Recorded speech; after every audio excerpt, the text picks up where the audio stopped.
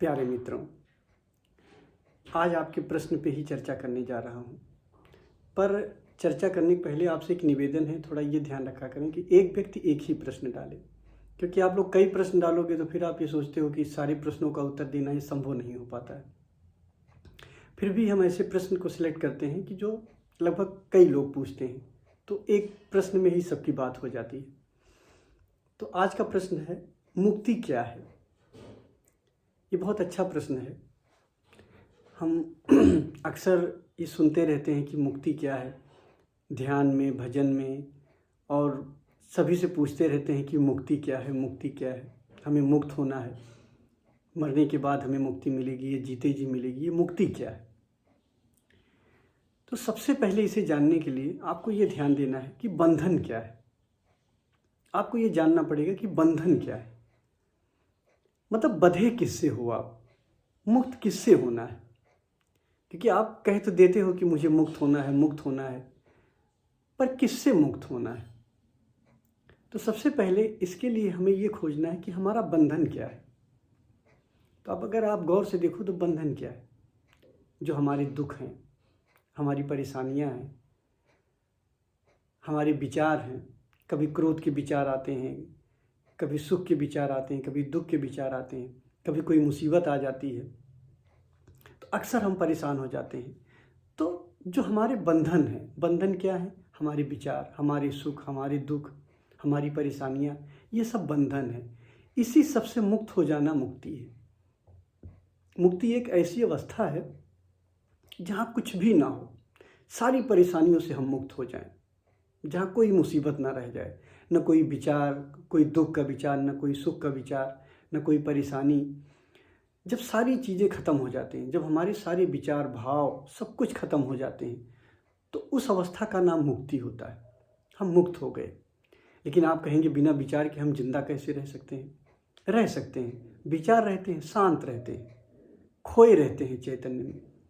बस हमें उनको बुलाना होता है। जब हमें बुलाना होता है तो वो आ जाते हैं। वो हमारा उपयोग नहीं कर पाते। विचार हमारा उपयोग कर पाएँ वो नहीं हो पाता है।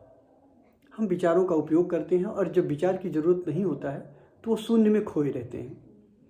तो इस तरीके से हम मुक्त हो जाते हैं, मतलब अनावश्यक चीज़ों से, अपने दुख से, अपनी परेशानी से। भगवान बुद्ध ने क्या देखा? उन्होंने देखा कि मुर्दा देखा, कि एक स्वस्थ आदमी है, मर जाता है, आदमी मर जाते हैं। जीवन में दुख देखा उन्होंने, अलग अलग चीज़ों को देखा कि बुढ़ापा आता है, बहुत सारी परेशानी। तो यहाँ सारी परेशानियों से फिर मुक्त होना है। तो जो हमारी परेशानियाँ होती हैं, जो हमारे दुख होते हैं, हम उनसे मुक्त हो जाएं, उसी का नाम मुक्ति है। जब सब कुछ खत्म हो जाता है, कुछ भी नहीं रह जाता है। प्यारे मित्रों, आप ये सोचते होंगे कि ये मुक्त हो जाएगा, सब कुछ खत्म हो जाएगा, विचार, भाव कुछ भी नहीं है, तो फिर क्या है? फिर उदासीनता है, फिर लाइफ में कुछ रह ही नहीं जाएगा। जब कुछ नहीं रह जाएगा, विचार, भाव सब कुछ खो जाएगा, हमारी परेशानियां खो जाएंगी, तो फिर हमें सुख किस बात का है? फिर मुक्त होकर हम करेंगे क्या? तो सिर्फ यही एक जीवन नहीं है। हम बड़ी दुविधा में ये पड़ जाते हैं। हम सोचते हैं कि यही जीवन है, जो हम कर रहे हैं, जो हम चल रहे हैं, हमारी बेहोशी। दरअसल हम जिस अवस्था में रहते हैं उसी अवस्था को जीवन समझने लगते हैं। हम अपने दुखों के साथ रहते हैं तो हम सोचते हैं यही जीवन है। एक और जीवन है, एक होश का भी जीवन है, एक परम होश का जीवन है, जिसे तुरीय अवस्था कहते हैं। एक परम होश का जीवन है, एक परमात्मा का भी जगत है, जहाँ पे कोई दुख नहीं होता है। आप मेरी बात का भरोसा करो, आप जब उस अवस्था में पहुँच जाते हो तो वहाँ पे एक ऐसी अवस्था होती है जहाँ कोई भी दुख नहीं होता है। एक परम आनंद की अवस्था होती है। परमात्मा का एक छोर आप कहते हैं, उसमें आप एंट्री करते हो। वो जो चैतन्य का जो होश का छोर होता है, उसमें आप एंट्री करते हो, पर निकल नहीं पाते हो।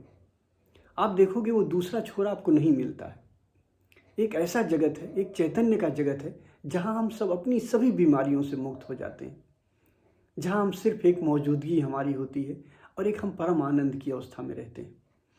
और वो अवस्था सिर्फ शरीर के साथ ही नहीं है, शरीर के बाद भी है। जब हम ये शरीर छोड़ देते हैं तो अगर शरीर को हम उस चैतन्य में छोड़ते हैं, उस परम होश में छोड़ते हैं, होशपूर्ण होकर शरीर को छोड़ते हैं, तो वहाँ भी हम जाग जाते हैं। जैसे जागरण, जागृत, स्वप्न, सुषुप्ति और तुरीय, ये अलग अलग अवस्थाएं होती हैं। तो अभी हम स्वप्नावस्था में होते हैं, जो हमारे विचार की अवस्था है। जैसे अभी हम विचार की अवस्था में, रात में जब हम सोते हैं तो सोने के दौरान स्वप्नावस्था में चले जाते हैं, फिर सुबह जागृत अवस्था में आ जाते हैं। ये 3 अवस्थाओं में तो हम घूमते रहते हैं। पर एक सुपर कॉन्शियस की अवस्था होती है, एक तुरीय अवस्था होती है, जिसके बारे में हम अनजान हैं, जिसके बारे में हम जानते नहीं। और हम जिन अवस्थाओं में चलते हैं उसी अवस्था को हम मान लेते हैं कि यही मेरी असली अवस्था है, यही मेरी पूरी अवस्था है, जबकि ये पूरी अवस्था नहीं है।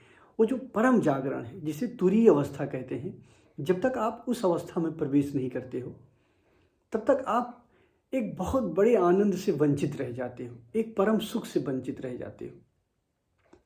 तो एक परमात्मा की पुकार सुनिए, एक जो आपके जागरण की पुकार है उसको सुनिए। कुछ अवस्थाएं हमें जन्म से मिली होती हैं कि हम इस जागृत अवस्था तक आ जाते हैं, ये अवस्था जन्म से मिली होती है। लेकिन जो सुपर कॉन्शियस की अवस्था होती है, जो तुरीय अवस्था होती है, उसे हमें अर्जित करना होता है। उसके लिए हमें थोड़ी मेहनत करनी पड़ती है। उसके लिए मैं ध्यान बनाया हूँ, सांस ध्यान, विचार ध्यान, कुल 7 ध्यान हैं। आप क्रम से अगर सारे ध्यान करते चले जाओ और उसके प्रोटोकॉल को पूरा करते चले जाओ, तो एक न एक दिन आप देखोगे कि आप उस परम अवस्था में पहुंच गए, जहां से फिर बेहोशी नहीं होती, जहां से आप सभी दुखों से मुक्त हो जाते हैं। तो आप प्रयास करो, साधना करो, और एक दिन ऐसा आए कि आप उस परम जागरण में चले जाओ, जहां आपकी निजता है, जहां एक महाजीवन है, जहां परम जीवन है, जहां हम प्रवेश तो करते हैं पर वहां से निकल नहीं पाते हैं, जहाँ एक छोर तो हमें समझ में आता है, डूबने का छोर, पर निकलने का छोर हमें समझ में नहीं आता है। अंतहीन उस परमात्मा जगत में हम प्रवेश कर जाते हैं। वही महाजीवन है और उस जीवन में हमें जाना है।